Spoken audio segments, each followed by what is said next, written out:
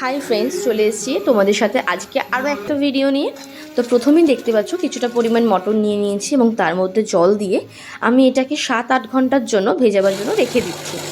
তো দেখো ভেজানোর পরে মটরটা কতটা ফুলে উঠেছে এবং কত সুন্দর লাগছে দেখতে।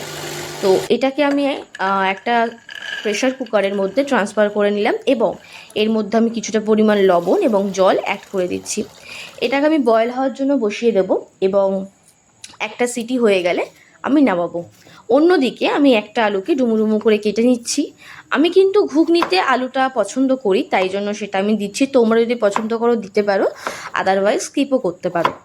তো এরপর যখন আলুটা কুচি করে নিয়েছি, এটা জলের মধ্যে ভিজিয়ে রাখবো। অন্যদিকে কিছুটা পরিমাণ অনিয়ন স্লাইস করে একদম কেটে নেবো। আমি কিন্তু আজকে কোনো রকম পেস্ট ব্যবহার করব না, আমি প্রত্যেকটা জিনিসই একদম চপ ব্যবহার করব। তো তার জন্য আমি লঙ্কাটাকেও দেখো চপ করে নিয়েছি এবং এর সাথে আদা, রসুন, টমেটো কুচি এগুলো প্রত্যেকটাই আমি একদম চপ করে কেটে নেব। আসলে আমি ঘুগনির ক্ষেত্রে পেস্টের যেটা হয় সেটা আমি ব্যবহার করা পছন্দ করি না, তার জন্য তোমরা যদি মনে করো তোমরা পেস্ট ব্যবহার করতে চাও সেটাও কিন্তু তোমরা করতে পারো। তো প্রত্যেকটা জিনিস কাটা হয়ে গেছে। তো আমি অন্যদিকে গ্যাস জ্বালিয়ে কড়াইটা বসিয়ে দিয়েছি এবং তেলও দিয়ে দিয়েছি। তো আমি দেখে নেব ওটা গরম হয়েছে কিনা। গরম হয়ে এসছে, তো আমি এর মধ্যে কিছুটা পরিমাণ গোটা সাদা জিরে দিয়ে দিয়েছি ফোড়নের জন্য। আর যে অনিয়নটা স্লাইস করে কেটেছিলাম সেটা আমি আবার দিয়ে দেবো। অনিয়নটা দেওয়ার পর আমি এটাকে একটু নাড়াচাড়া করে নেবো। দেখতে পাচ্ছ একটা থেকে একটা একদম মানে খুলে গেছে বলতে পারো। এভাবে আমি স্লাইস করে কাটি এবং এর সাথে দেখো অনিয়নটা একটু ভাজা ভাজা হয়ে আসলে আমি আদা কুচি, লঙ্কা কুচি, রসুন কুচি, টমেটো কুচিগুলো অ্যাড করছি।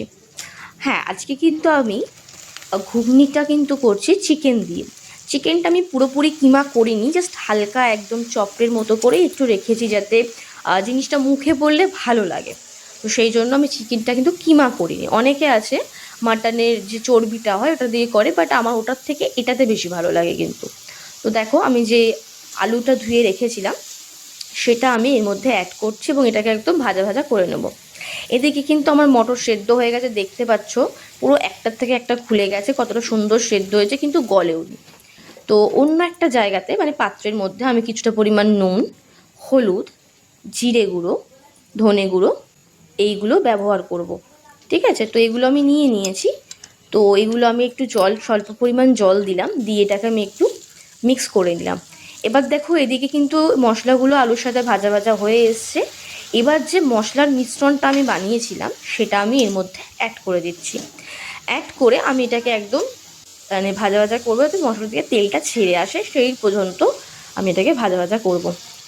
দেখতে পাচ্ছ তেলটা কিন্তু বেরিয়ে এসছে মশলা থেকে। এরপর আমি পাতিলেবুর টকটা অ্যাড করছি এর সাথে, যেটা অপশনাল, এটা আমার চয়েসে আমি অ্যাড করেছি, তোমরা চাইলে করতেও পারো, নাও করতে পারো। তো এরপর যে সেদ্ধ করা মটরটা ছিল সেটা আমি এর মধ্যে কিন্তু দিয়ে নিয়েছি এবং ভালো করে মিক্স করে নিচ্ছি। মিক্স করে নেওয়ার পর এটাকে আমি জাস্ট জলটা যেটা ছিল এক্সেস জল সেটা শুকিয়ে যাওয়ার পরে আমি কিছুটা পরিমাণ জল আরও অ্যাড করে দিয়েছি। দেখো অ্যাড করে এটাকে আমি ফোটাবো, মিনিমাম 7 থেকে 8 মিনিট মতো ফোটাবো।